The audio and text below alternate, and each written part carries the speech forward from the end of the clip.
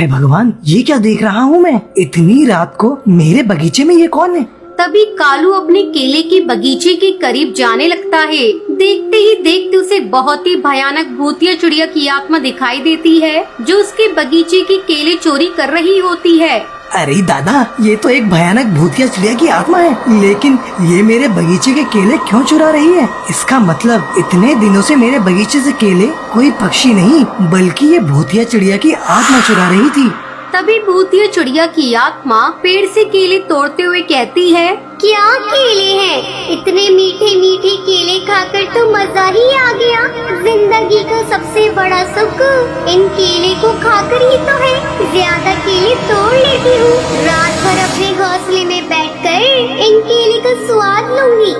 इतना कहकर वो एक टोकरी केले भरकर अपनी घोंसले में ले जाने के लिए निकल जाती है।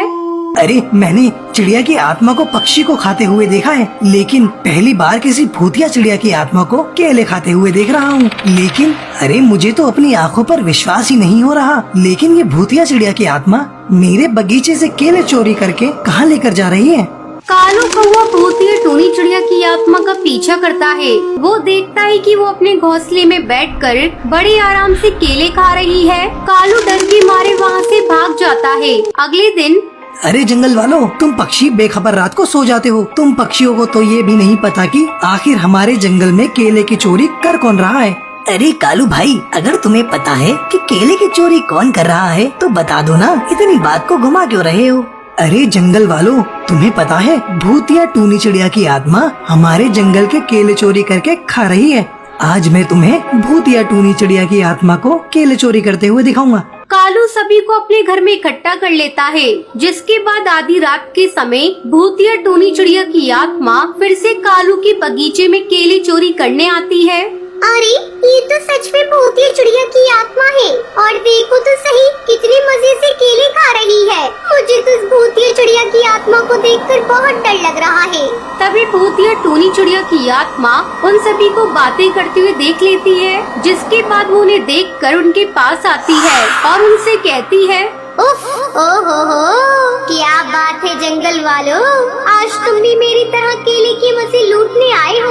लेकिन ये सभी केले तो मेरे हैं और मैं इनमें से एक भी तुम पक्षियों को नहीं दूंगी। अरे भूतिया चिड़िया की आत्मा, तू हमारे जंगल में केलों को चोरी करके क्यों खा रही है? बोला मुर्दा भी कफन फाड़ कर बोला, अरे मैं चोरी करके खा रही हूँ तो इसमें तुझे क्या दिक्कत है? तेरे केले थोड़ी ना चोरी करके खा रही हूँ। अरे भूतिया चिड़िया की आत्मा, तू हरी तोता के नहीं, लेकिन तू मेरे बगीचे के केले तो खा रही है। मैं तेरे आगे हाथ जोड़ता हूँ, इसी बगीचे से मैं अपना पूरा घर का गुजारा करता हूँ। मेरे बगीचे को छोड़ दे। ये बगीचा मेरा है और इसमें सारे के सारे केले भी मेरे हैं। इसमें से मैं एक भी केला नहीं छोड़ूंगी, सारे के सारे मैं खाऊंगी और अब मैं तुम्हें भी नहीं छोड़ूंगी।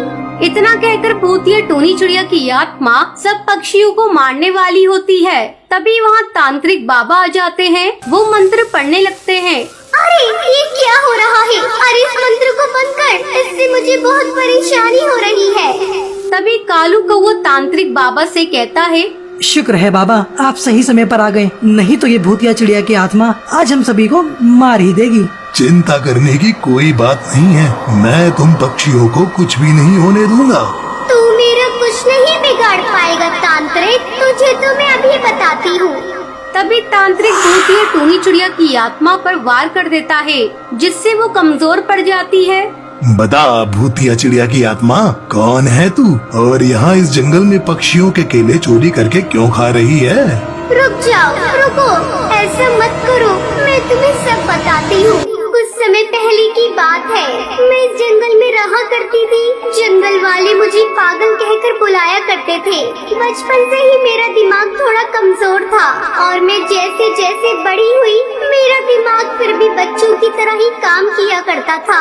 एक दिन मैं केले के बगीचे के पास आकर खड़ी हो गई। मुझे बहुत जोरों से भूख लगी थी तो मैं उसमें से केले तोड़कर खा रही थी। तभी बगीचे का मालिक आ गया और उसने मुझे देख लिया, जिसके बाद उसने बिना सोचे समझे ही मुझे मारना शुरू कर दिया। उसकी मार की वजह से मेरी मौत हो गई और मैं तब से भूतिया चिड़िया की आत्मा बनकर इन बगीचों में भटक रही हूँ और केले की चोरी करके खाती हूँ। ये तो तेरे साथ बहुत बुरा हुआ, लेकिन जो भी कुछ हुआ है वो अनजाने में हुआ है, इसलिए तो इन जंगल वालों को छोड़कर यहाँ से हमेशा हमेशा के लिए चली जा। नहीं जाऊंगी, कहीं नहीं जाऊंगी। मैं इस जंगल को छोड़कर कहीं नहीं जाऊंगी। ये जंगल मेरा है और इस जंगल के अंदर उगने वाले सभी केले मेरे हैं। रस्सी जल गई लेकिन बल नहीं गया, इसका मतलब तू ऐसे नहीं मानेगी। तुझे तो मैं अभी बताता हूँ। इतना कहकर तांत्रिक भूतिया चिड़िया की आत्मा के ऊपर गंगा जल डाल देता है, जिससे वो भूतिया चिड़िया की आत्मा जलकर राख हो जाती है और वहाँ से हमेशा हमेशा के लिए मुक्त हो जाती है। अब जंगल के सभी पक्षी खुशी खुशी रहने लगते हैं।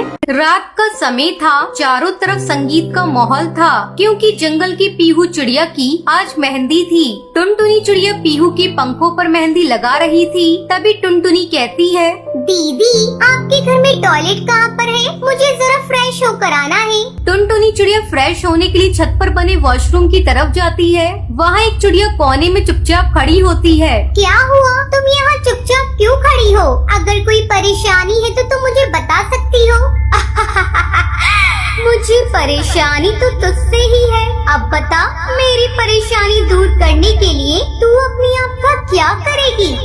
तभी वो चिड़िया एक बहुत ही भयानक भूतिया चिड़िया की आत्मा में बदल जाती है, जिसे देखकर टुनटुनी बहुत डर जाती है और वहाँ से भागने की कोशिश करती है। तभी भूतिया चिड़िया की आत्मा टुनटुनी के शरीर में घुस जाती है। उसकी आंखें लाल हो जाती हैं। वो नीचे जाकर मेहंदी लगाने लगती है। अरे टुनटुनी, तू इतनी जल्दी कैसे आ गई फ्रेश होकर? आई भी है या नहीं? तुझे उससे क्या मतलब? तू अपनी मेहंदी लगवा। कुछ ही मिनटों में भूतिया चिड़िया की आत्मा उसके पंखों में मेहंदी लगा देती है और अपने असली रूप में आ जाती है। ये देखो, और अब बताओ कैसी लगी तुम्हें मेरी मेहंदी? बड़ी ही खुशनसीब हो तुम। तुम्हारे पंखों पर मेरे हाथों से लगी हुई मेहंदी लगी है, लेकिन ये खुशनसीबी ज्यादा देर की नहीं है। अब मैं तुम्हें मार दूंगी।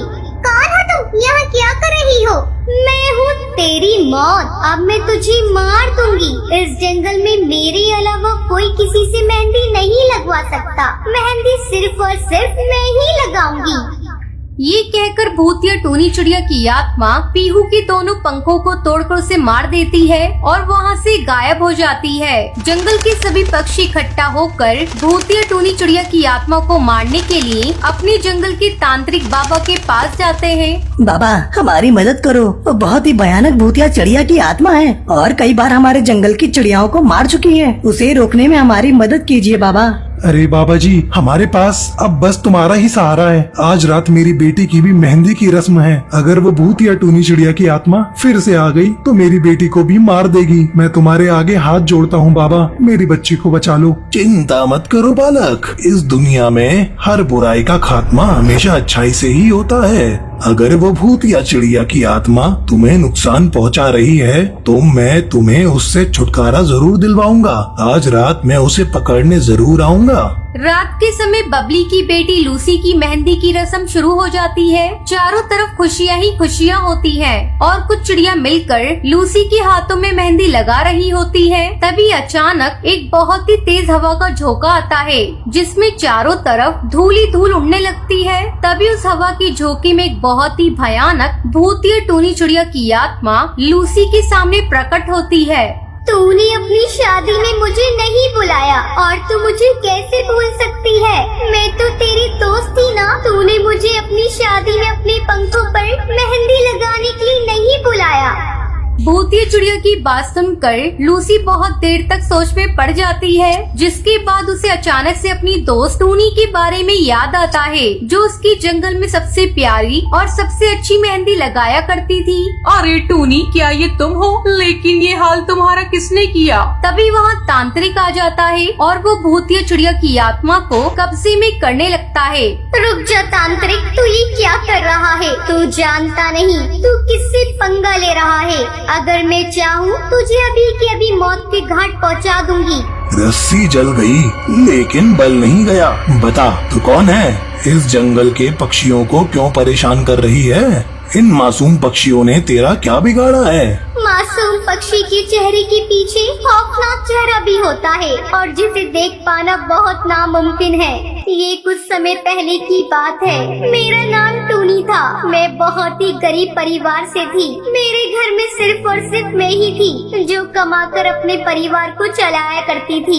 मैंने मेहंदी लगाना सीखा, जिसके बाद पूरे जंगल के सब पक्षी मुझसे ही मेहंदी लगवाने लगे। धीरे धीरे मेरी अच्छी खासी कमाई होने लगी। मुझे एक जगह मेहंदी लगाने की नौकरी भी मिल गई। लेकिन एक दिन रात के समय में अकेली सुनसान रास्ते से घर के लिए लौट रही थी। अचानक मुझे वहाँ कुछ गुंडे मिल गए और उन्होंने मेरे साथ बहुत बुरा किया, जिसके बाद उन्होंने मुझे मारकर वहीं फेंक दिया। मरने के बाद भी मेरी आत्मा को शांति नहीं मिली। मेरा परिवार भी भूखा सोता है, जिसको देखकर मुझे बहुत दुख होता है। तेरे साथ जो हुआ अच्छा नहीं हुआ, लेकिन तो इस तरह इन मासूम पक्षियों को नहीं मार सकती। देख भूतिया टूनी चिड़िया की आत्मा, यहाँ से हमेशा हमेशा के लिए चली जा, इसी में सबकी भलाई है। चली जाऊंगी, लेकिन जाने से पहले मेरी एक आखिरी इच्छा है। मैं अपने जंगल की सभी चिड़ियाओं के पंखों पर मेहंदी लगाना चाहती हूँ और ये काम मैं फ्री में नहीं करूँगी, पैसों में करूँगी और उन पैसों को मैं अपने परिवार वालों को दे दूंगी ताकि वो अपने लिए कोई कमाने का जरिया खोल सके। भूतिया टूनी चिड़िया की याद अब हर चिड़िया को मेहंदी लगाने लगती है और पैसे इकट्ठे करने लगती है। जैसे वो ढेर सारे पैसे इकट्ठे कर लेती है, वो उन पैसों को अपने घर के दरवाजे के बाहर रख कर वहाँ से हमेशा हमेशा के लिए गायब हो जाती है।